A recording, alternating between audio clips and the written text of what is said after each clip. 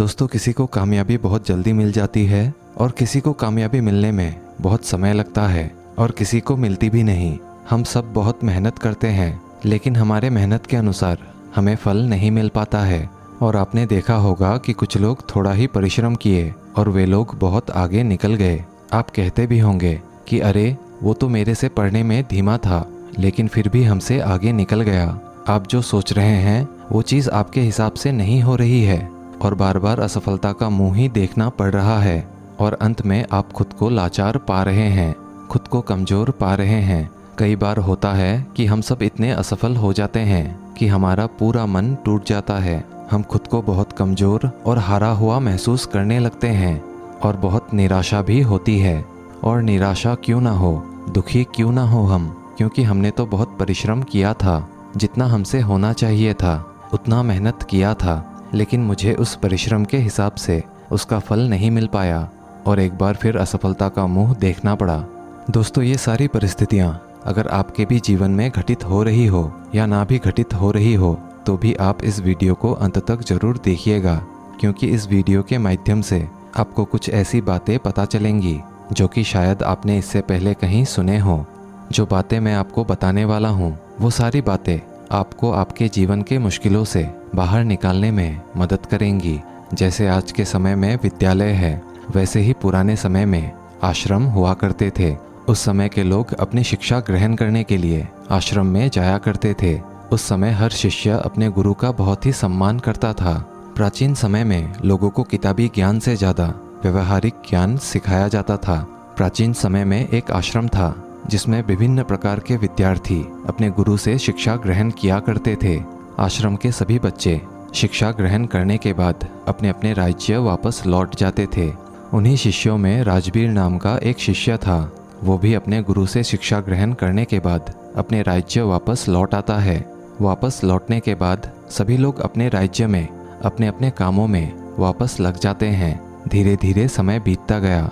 राजबीर और बड़ा होने लगा। उसके परिवार की दशा पहले से ही अच्छी नहीं थी। राजबीर के घर वालों ने भी यही सोचा था कि जब राजबीर आश्रम से शिक्षा ग्रहण करके वापस आएगा तो वह बहुत ही कामयाब बनकर आएगा, अच्छे से अपने परिवार का भरण पोषण करेगा। लेकिन राजबीर के साथ ये सारी बातें उल्टी हो रही थी। वो आश्रम से शिक्षा ग्रहण करके तो आया था, लेकिन जब वह काम की तलाश में दूर दूर जाता तो उसे कोई भी काम नहीं मिलता था। छोटी छोटी चीज़ों में वह असफल हो जाया करता था। राजबीर एक बार एक राजा के यहाँ गया हुआ था, क्योंकि राजा अपनी सेना में नए सैनिकों को भर्ती कर रहा था। राजबीर भी राजा की सेना में शामिल होने के लिए महल पहुँच जाता है। राजबीर जब राजा के अधिकारियों के सम्मुख प्रस्तुत होता है अपनी योग्यता को साबित करने के लिए, तो उसके हाथ पैर कांपने लगते हैं। यह देख राजा के अधिकारी उसे बाहर कर देते हैं। उससे कहते हैं कि तुम राजा की सेना में अभी भर्ती होने के लायक नहीं हो। दोस्तों, इस बात से राजबीर बहुत ही निराश और हताश हो जाता है, क्योंकि उसके जीवन में अगर कोई उम्मीद भी बची हुई थी तो यही एक थी।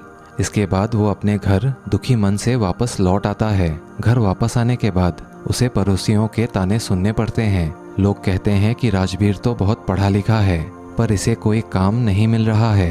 कोई कहता है कि ये आश्रम में ठीक से पढ़ाई नहीं किया होगा, और कुछ लोग तो यहाँ तक भी कहने लगते हैं कि इसकी सोचने समझने की शक्ति ही कम है, इसीलिए इसका दिमाग सही तरीके से काम नहीं कर पा रहा है।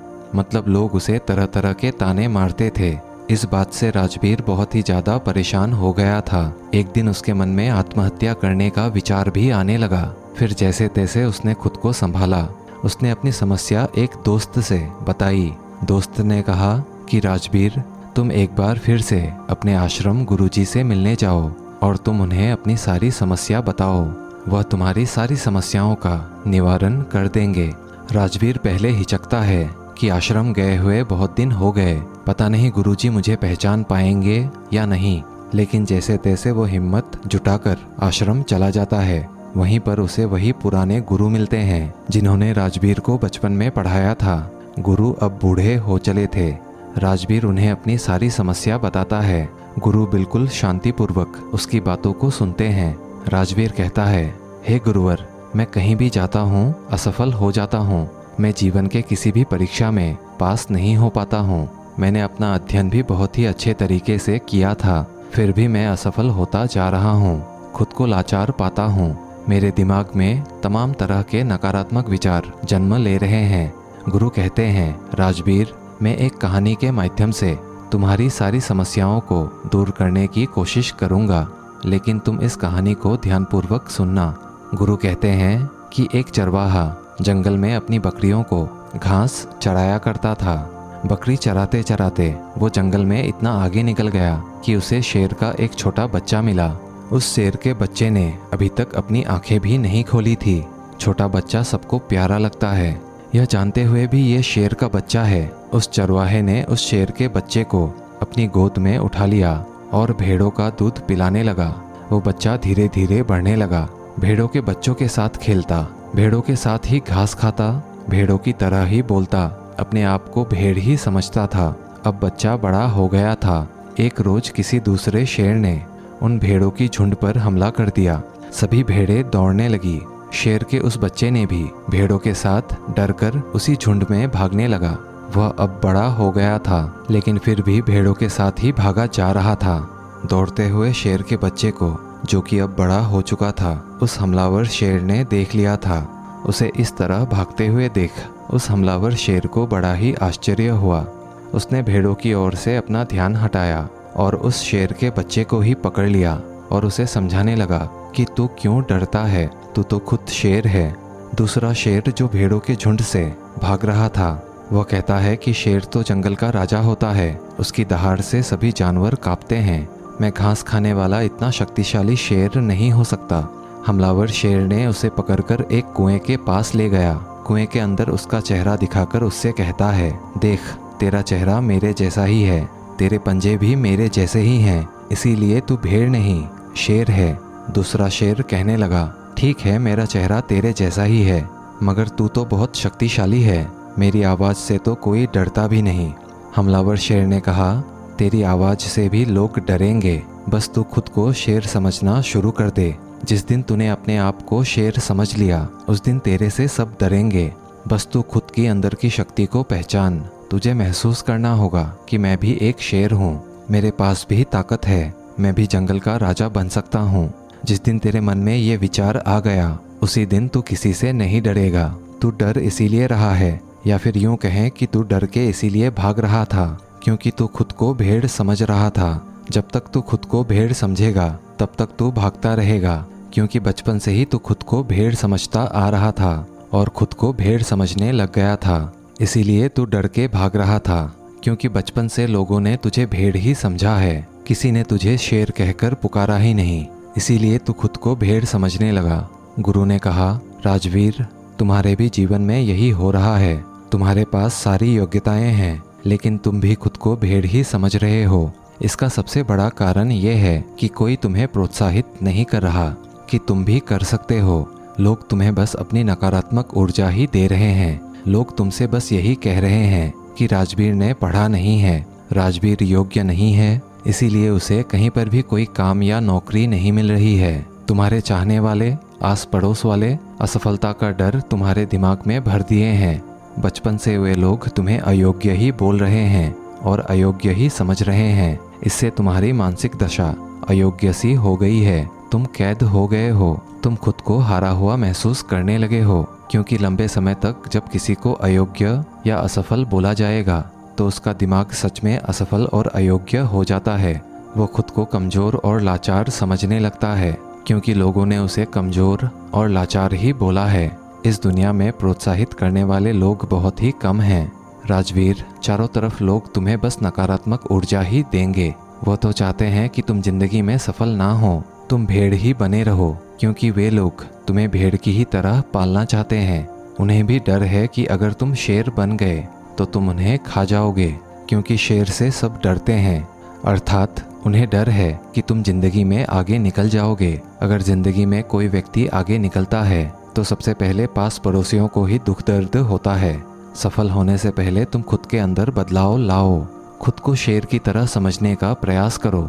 जिस दिन तुम खुद को शेर और योग्य समझने लगे, तुम्हें खुद पर भरोसा हो जाएगा, तो तुम खुद ही सफल हो जाओगे। गुरु कहते हैं कि राजवीर, अगर किसी बच्चे को बचपन से ही बोला जाएगा कि तू कुछ नहीं कर सकता, तू असफल हो जाएगा, तू गधा है, पढ़ाई भी सही से नहीं कर रहा है, तो जिंदगी में वह कुछ नहीं कर पाएगा, ये सभी बातें उसे भेड़ बना देंगी, क्योंकि वो बचपन से ही खुद को भेड़ समझने लग जाता है। यहाँ भेड़ से तात्पर्य ये है कि वो खुद को कमज़ोर और लाचार समझने लगता है। उसे लगता है कि वो ज़िंदगी में सफल ही नहीं हो सकता। लोग उसे खुद कमज़ोर बना देते हैं, लेकिन उसके दिमाग में अगर बचपन से ही बोला जाए कि तू शेर है, तू कर सकता है, तेरे अंदर बहुत ताकत है, तेरे अंदर बहुत हिम्मत है, दुनिया की कोई ताकत तुम्हें सफल होने से नहीं रोक सकती, अगर बचपन से ये सारे विचार उसके मन में डाल दिया जाए तो वास्तव में उसे सफल होने से कोई नहीं रोक सकता, क्योंकि उसके दिमाग में बस गया है कि वो सफल हो जाएगा। उसके दिमाग में ये सभी बातें बैठ जाती हैं, तो फिर ये ब्रह्मांड उसे खुद सफल बनाता है। बच्चा जब 7 साल का होता है तो लोग जो भी बोलते हैं, उसके इर्द गिर्द जो भी चल रहा होता है, वो ये सब बातें बहुत ही अच्छी तरह सुनता है और समझता भी है। गुरु कहते हैं कि उस 7 साल के बच्चे के अंदर अच्छे विचार, अच्छी सोच और उसके बारे में अच्छा बोला जाए, उससे अच्छा कहा जाए कि तू सब कुछ कर सकता है, तेरे में बहुत हिम्मत है, और सभी सकारात्मक विचार उसके दिमाग में डाल दिया जाए तो उसकी दिमाग की क्षमता बढ़ने लगती है, उसकी सोचने समझने की शक्ति बढ़ने लगती है, और ऐसे बच्चे अपने जीवन में आगे चलकर जरूर सफल होते हैं। कोई भी बच्चा कितना भी गधा क्यों ना हो, हमें उसे कभी भी गधा या कमज़ोर नहीं बोलना चाहिए। जब हम किसी बच्चे को कमज़ोर या लाचार बोलते हैं तो वह सच में अपने आप को खुद को लाचार और कमज़ोर समझने लगता है। वो समझने लगता है कि वो सच में कमज़ोर है। उसका दिमाग खुद को कमज़ोर समझने लगता है। उसे लगता है कि वास्तव में वो कुछ नहीं कर सकता, क्योंकि बचपन से उसे बोला जा रहा है कि तू यह है, तू वह है, तू यह नहीं कर सकता, तू वह नहीं कर सकता। तो यह तमाम विचार उसके मन में बैठ जाता है, तो वह इस विचार से आगे जीवन में कुछ सोच नहीं पाता है, वह भेड़ ही बन जाएगा। लेकिन वहीं पर अगर उसके दिमाग में बचपन से ही अच्छे विचार डाले जाएं, अच्छी सोच पैदा की जाए, तो आगे चलकर वह एक सकारात्मक ऊर्जा के साथ आगे बढ़ेगा। जब कोई व्यक्ति सकारात्मक ऊर्जा के साथ आगे बढ़ता है तो उसके जीवन में आने वाली सारी बाधाएं खुद ब खुद दूर हो जाती हैं। राजवीर, बचपन से तुम्हारे साथ भी यही हो रहा है। बचपन से ही तुम्हारे दिमाग में तुम्हारे गांव वाले नकारात्मक विचार भर दिए हैं, जिससे कि बड़े होकर भी तुम यही सब सोच रहे हो। तुम बिना डरे हुए खुद को पहले सकारात्मक ऊर्जा से भरो। जब तुम खुद को सकारात्मक ऊर्जा से भर दोगे तो फिर तुम अपने आप ही सफल हो जाओगे। सफलता के द्वार तुम्हारे लिए खुलने लगेंगे। गुरु कहते हैं कि कहीं पर जाने से, कुछ भी करने से पहले अपने मन को सकारात्मक ऊर्जा से भरो। तुम्हें असफलता या नकारात्मक विचारों पर ध्यान ही नहीं देना है, तुम्हें बस खुद को सकारात्मक ऊर्जा से भरना है। तुम प्रतिदिन जब सुबह उठो और जब रात को सोने जाओ तब महसूस करो कि मैं भी कर सकता हूँ, मैं असफल नहीं होऊंगा, मेरे अंदर भी ताकत है, मेरे अंदर भी हिम्मत है। खुद को सकारात्मक ऊर्जाओं से भरते रहो। इसके बाद धीरे धीरे तुम खुद को महसूस करने लगोगे कि तुम्हारे लिए सफलता के द्वार खुलने लगे हैं।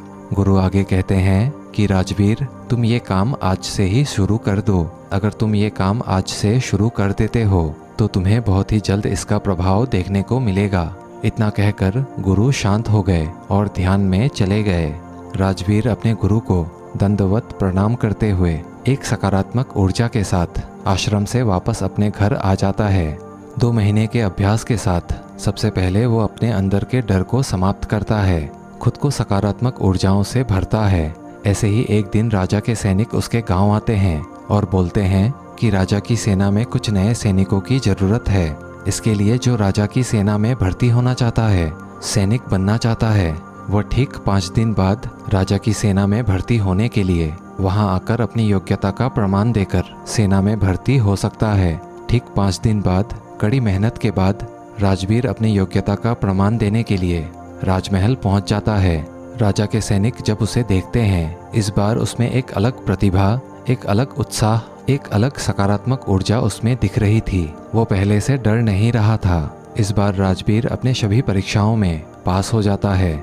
राजा की सेना में वो भर्ती भी हो जाता है। जब राजवीर के घर वालों को ये बात पता चली तो वे सब बहुत ही खुश हो गए। दोस्तों, गुरु के माध्यम से आज हमें ऐसी बातें पता चली जो कि हमारे लिए किसी वरदान से कम नहीं है। दोस्तों, आशा करते हैं इस वीडियो से आपने बहुत कुछ मूल्यवान सीखा होगा। कहानी अगर अच्छी लगी हो तो वीडियो को एक लाइक, और अगर आप चैनल पे नए हैं तो चैनल को सब्सक्राइब भी कर ही लीजिएगा। मिलते हैं अगले वीडियो में ऐसी ही महत्वपूर्ण कहानी के साथ। तब तक के लिए धन्यवाद।